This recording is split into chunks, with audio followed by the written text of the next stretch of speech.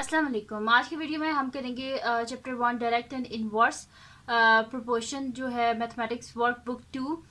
इसको हम करेंगे 7th एडिशन की ये बुक है और न्यू सिलेबस है। इसको हम स्टार्ट करेंगे क्योंकि काफ़ी सारे स्टूडेंट्स कह रहे थे कि मैम आप प्लीज़ वर्क बुक स्टार्ट करें। तो फिर आज वर्क बुक जो है वर्क बुक 2 उसकी ये फर्स्ट वीडियो है जिसमें मैं आपको चैप्टर 1 का क्वेश्चन नंबर 1, 2 एंड 3 करवाऊंगी। तो स्टार्ट करते हैं इसका क्वेश्चन नंबर 1। और उसको स्टार्ट करने से पहले अगर आपने मेरा चैनल सब्सक्राइब नहीं किया तो उसको सब्सक्राइब कर दीजिए और बेल आइकन को लाजमी प्रेस कर दीजिएगा ताकि आपको न्यू आने वाली वीडियोस के बारे में पता चल सके। और जो मेरा सेकंड चैनल है जिसके बीच में मेरी कुकिंग की, क्राफ्ट्स की, रिडल्स की वीडियोस हैं, उसका लिंक भी डिस्क्रिप्शन में, उसको सब्सक्राइब कर दीजिएगा। तो स्टार्ट करते हैं। क्वेश्चन नंबर 1 हमारे पास है कि 7 litres of petrol cost $14.70 calculate the cost of 15 litre of petrol. वो कह रहे हैं कि अगर 7 लीटर ऑफ पेट्रोल जो है उसकी कॉस्ट है $14.70, तो आप बताएं कि 15 लीटर पेट्रोल की कॉस्ट क्या होगी। तो स्टार्ट करते हैं इसका सोल्यूशन। तो इसमें हम क्या करेंगे कि सबसे पहले हमारे पास क्या लिखा हुआ है कि 7 लीटर ऑफ पेट्रोल की कॉस्ट क्या है $14.70। तो यहीं से हम स्टार्ट करेंगे। मैं यहाँ पे लिखूंगी कि 7 liters of petrol cost $14.70। यहाँ से हम 1 लीटर को निकाल सकते हैं। अगर हम बोथ साइड पे 7 से डिवाइड कर दें तो हमारे पास 1 लीटर ऑफ पेट्रोल की कॉस्ट आ जाएगी। तो मैं यहाँ पे लिखूंगी कि 1 litre of petrol cost is equals to $14.70 divided by 7। ठीक है, यहाँ से अगर मैं अब पॉइंट इसका हटाऊं तो नीचे आ जाएगा मेरे पास 1, आगे 2 डिजिट्स हैं इस वजह से 2 जीरोस। ठीक है, ये 1 0 और 0 आपस में कैंसिल आउट, यहाँ पे हो जाएगा $147 डिवाइडेड बाय 70। ठीक है, तो इसको आप साइड पे हम डिवाइड कर लेते हैं, देख लेते हैं कि हमारे पास क्या आंसर आ जाएगा। तो 147 को अगर हम 70 से करें तो 72 सा क्या होता है 140, यहाँ से पीछे बचे 7 पॉइंट डाला 71 ज़ा 70। ठीक है, तो आंसर मेरे पास क्या आ गया $2.1। ठीक है, यानी कि 1 लीटर ऑफ पेट्रोल की कॉस्ट क्या है $2.1। तो मैं यहाँ पे लिख भी देती हूँ पीछे 1 लीटर ऑफ पेट्रोल कॉस्ट $2.1। ठीक है, ये हो गया मेरे पास। अब क्या हमने फाइंड आउट किया, तो मैंने 1 लीटर ऑफ पेट्रोल की कॉस्ट फाइंड आउट की है। हमने क्या फाइंड आउट करनी है, 15 लीटर्स ऑफ पेट्रोल की कॉस्ट को फाइंड आउट करना है। तो मैं यहाँ पे नेक्स्ट शीट ले लूँगी और उस पर हम इसको आगे कर लेते हैं कि अब इजी सा ही होगा, बस बोथ साइड पे 15 से मल्टीप्लाई कर देंगे तो हमारे पास 15 लीटर ऑफ पेट्रोल की कॉस्ट आ जाएगी। तो 1 लीटर था ना, बोथ साइड पे 15 से मल्टीप्लाई कर देते हैं तो ये मेरे पास हो जाएगा 15 litres of petrol cost is equals to 2.1 multiply by 15। 2.1 को 15 से मल्टीप्लाई करें तो 2.1 को 15 से मल्टीप्लाई कर लेते हैं। 5 1 5, 5 2 10, मल्टीप्लाई बाय 1 1 1, 1 2 2, 5 1 3। ठीक है, तो मेरे पास क्या आ रहा है 315। 1 डिजिट के बाद पॉइंट है यानी कि यहाँ पे पॉइंट आ जाएगा, यानी कि हमारे पास क्या यहाँ पे आ गया कि 15 लीटर्स ऑफ पेट्रोल की कॉस्ट क्या है $31.5। ठीक है, तो ये आ गया मेरे पास इसका आंसर कि 15 लीटर ऑफ पेट्रोल की क्या कॉस्ट है $31.5। बिल्कुल वैसे ही है जैसे हमने चैप्टर 1 किया था D2 का, बिल्कुल वैसे ही है, मेथड वही है बिल्कुल। ठीक है, इजी से ये क्वेश्चंस हैं, बस आपने कॉन्सेप्ट को समझना है और इनको सॉल्व करते जाना है। तो ये मेरे पास आ गई कॉस्ट 15 लीटर्स ऑफ पेट्रोल की $31.5। अब चलते हैं इसके नेक्स्ट क्वेश्चन की तरफ जो कि हमारे पास इसका क्वेश्चन नंबर 2 है। तो देख लेते हैं क्वेश्चन नंबर 2 को हम। तो क्वेश्चन नंबर 2 जो है वो मेरे पास लिखा हुआ है कि if y is directly proportional to x and y is equals to 40 when x is equals to 200, find an equation connecting x and y। सबसे पहली बात कि डायरेक्टली प्रोपोर्शनल होता क्या है। डायरेक्टली प्रोपोर्शनल ये होता है कि अगर एक चीज़ इंक्रीज़ हो रही है तो उसके इंक्रीज़ होने से दूसरी चीज़ जो है वो भी इंक्रीज़ हो। ठीक है, जैसे कि प्राइस इंक्रीज़ हो रही है तो जो चीज़ें हैं वो भी इंक्रीज़ हो। जैसे कि एक पेंसिल है अगर वो $5 की है, सपोज करें $1 की, $5 ज़्यादा हो जाते हैं, चले अगर एक पेंसिल है $1 की है तो अगर हम 2 पेंसिल्स लेंगे तो फिर प्राइस भी तो इंक्रीज़ हो जाएगी ना, $2 हो जाएगी। ठीक है, यानी कि अगर एक चीज़ के इंक्रीज़ होने से दूसरी चीज़ भी इंक्रीज़ हो रही है तो उसका मतलब होता है कि वो डायरेक्टली प्रोपोर्शनल है या एक चीज़ के डिक्रीज़ होने से दूसरी भी डिक्रीज़ हो रही हो तो वो डायरेक्टली प्रोपोर्शनल होता है। इन्वर्सली प्रोपोर्शनल ये होता है कि अगर एक चीज़ इंक्रीज़ हो रही है और उसके इंक्रीज़ होने की वजह से दूसरी चीज़ डिक्रीज़ हो रही है तो इसका मतलब होता है कि दोनों एक दूसरे के ऑपोजिट हैं, तो इस वजह से इसको बोलते हैं इन्वर्सली प्रोपोर्शनल। लेकिन अभी ये जो क्वेश्चन है इसमें क्या लिखा हुआ है कि y is directly proportional to x and y is equal to 40 when x is equal to 200, find an equation connecting x and y। तो इसका सोल्यूशन स्टार्ट करते हैं हम यहाँ पे। तो मैं यहाँ पे लिखती हूँ सोल्यूशन, और यहाँ पे क्या है हमारे पास कि y is directly proportional to x। तो मैं यहाँ पे लिखूंगी कि since y is directly proportional to x, proportional to x, यानी कि ये मेरे पास क्या हो जाएगा y, प्रोपोर्शनैलिटी का साइन बीच में लिख देंगे, y is directly proportional to x। ठीक है, प्रोपोर्शनैलिटी का जब भी साइन ये हम हटाते हैं तो हमारे पास एक कांस्टेंट आता है, उस कांस्टेंट को हम क्या बोलते हैं, k बोलते हैं। ठीक है, तो यहाँ पे क्या आ जाएगा y is equals to k x. ठीक है, और k क्या है यहाँ पे लिख भी दें बेशक, वेयर k इज द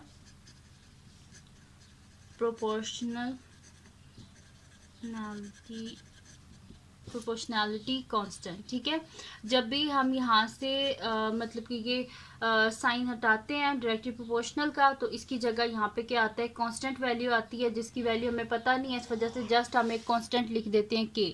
तो y is equals to k x. ठीक है, ये हो गया मेरे पास। अब यहाँ पे हमने क्या फाइंड आउट करनी है, ये x की वैल्यू फाइंड आउट हमने करनी है यहाँ पे। ठीक है, अच्छा ये हमसे कह रहे हैं कि आप हमें क्या फाइंड आउट कर रहे हैं, सॉरी k की वैल्यू फाइंड आउट करना है, x को नहीं फाइंड आउट करना, k की वैल्यू को फाइंड आउट करना है। अच्छा इसमें हमें ये क्या कह रहे हैं कि आप फाइंड आउट करें N equation connecting x and y।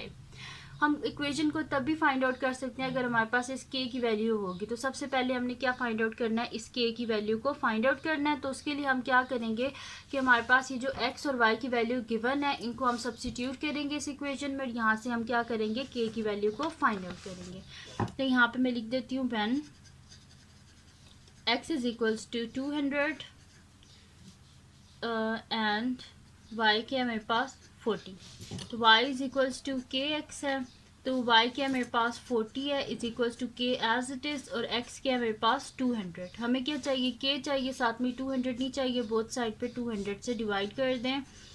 तो ये यहाँ से कैंसिल आउट हो गया, ये 0 और 0 कैंसिल आउट हो गए, और 4 5 ज़ा 20। ठीक है, यानी कि k मेरे पास क्या आ गया 1/5। तो कांस्टेंट की वैल्यू आ गई, वो हो गया हमारे पास 1/5। तो इक्वेशन क्या थी, y is equals to k x, y is equals to k x, यानी कि y मेरे पास क्या हो गया 1/5x, और ये आ गई हमारे पास इसकी इक्वेशन। और यहाँ पे इसका फर्स्ट पार्ट जो है वो सॉल्व हो गया, जिसमें हमने इक्वेशन फाइंड आउट करनी थी और वो हमने फाइंड आउट कर ली है। अच्छा, अब सेकंड पार्ट की तरफ चलते हैं। कह रहे हैं the value of x when y is equals to 8। Sorry, second part में हमने y को फाइंड आउट करना है जबकि x 15 है। तो सेकंड पार्ट को स्टार्ट कर लेते हैं, तो साइड पे मैं कर लेती हूँ, यहाँ पे लिख लेते हैं कि when x is equals to 15। तो मैं यहाँ पे लिख देती हूँ second part when x is equals to 15। Equation क्या है हमारे पास, y is equals to k x, और k की वैल्यू क्या है 1/5, यहाँ पे है k की वैल्यू 1/5। तो मैं यहाँ पे लिखूँगी y is equals to 1/5 into x की वैल्यू क्या है 15। ठीक है, तो 5 3 ज़ा 15, यानी कि y यहाँ पे क्या आ गया मेरे पास 3। ठीक है, तो y का आंसर हमने फाइंड आउट कर लिया जो कि हमारे पास आ गया 3। अब चलते हैं इसके नेक्स्ट पार्ट की तरफ, जो कि हमारे पास इसका थर्ड पार्ट है। थर्ड पार्ट के the value of x when y is equals to 8।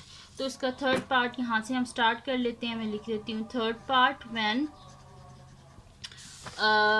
y is equals to 8। ठीक है, y is equals to 8, equation क्या है y is equals to k x.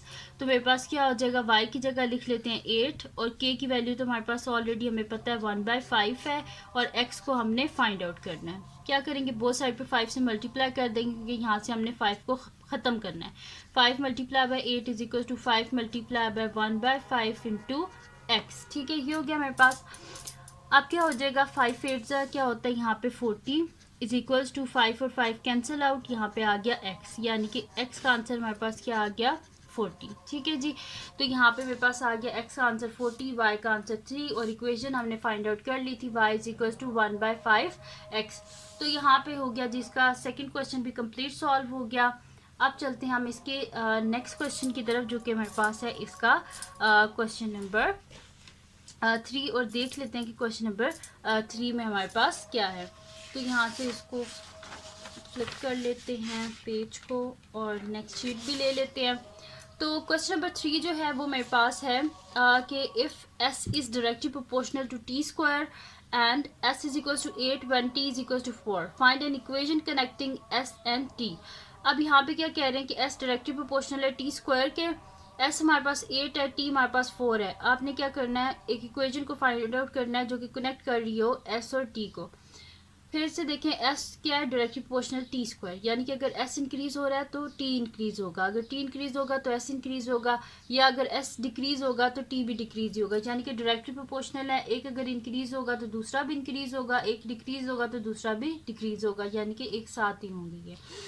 तो फिर इसका सोल्यूशन स्टार्ट करते हैं। मैं यहाँ पे लिख लेती हूँ सोल्यूशन, और ये मेरे पास है क्वेश्चन नंबर 3 है, ठीक है। तो सोल्यूशन नंबर 3 में लिख लेती हूँ यहाँ पे। अच्छा, अब यहाँ पे एस जो है वो डायरेक्टली प्रोपोर्शनल है टी स्क्वायर के, तो वही चीज़ मैं यहाँ पे लिख दूँगी, since s is directly proportional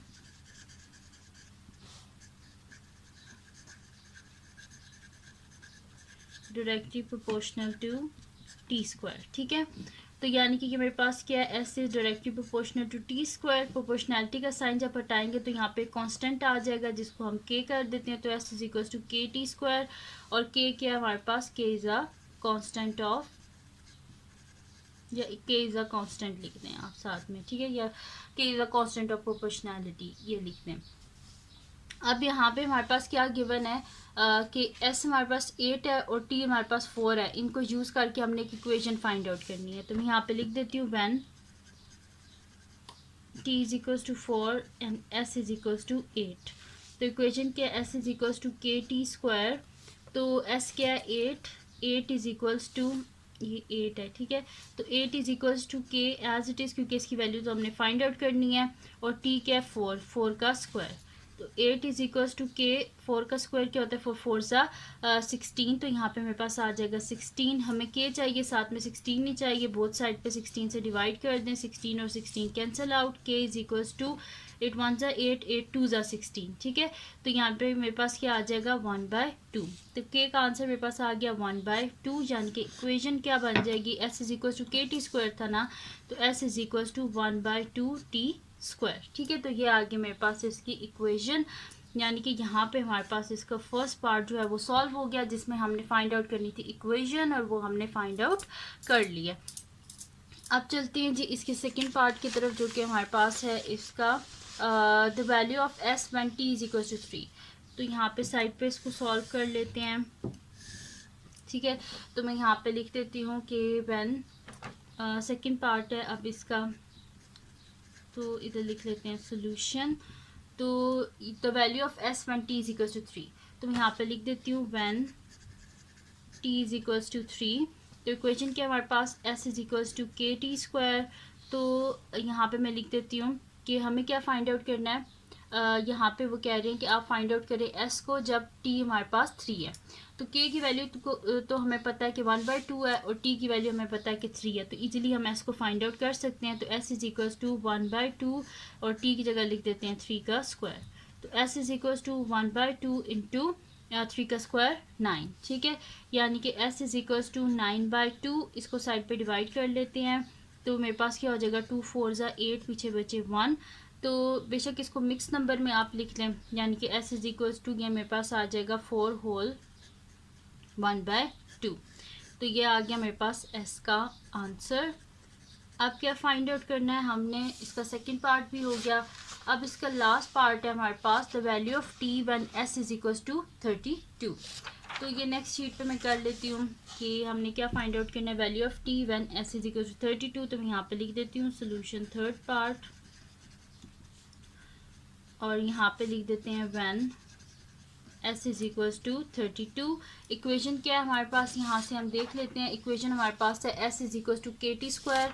तो मैं यहाँ पे लिख देती हूँ s is equals to k t square, और के क्या है हमारे पास, यहाँ पे के है हमारे पास 1/2 और एस जो है वो हमारे पास गिवन है। तो 32 is equals to 1/2 into t square. ठीक है, बोथ साइड पे 2 से मल्टीप्लाई कर देते हैं। 2 multiply by 32 is equals to 2 multiply by 1/2 into t square.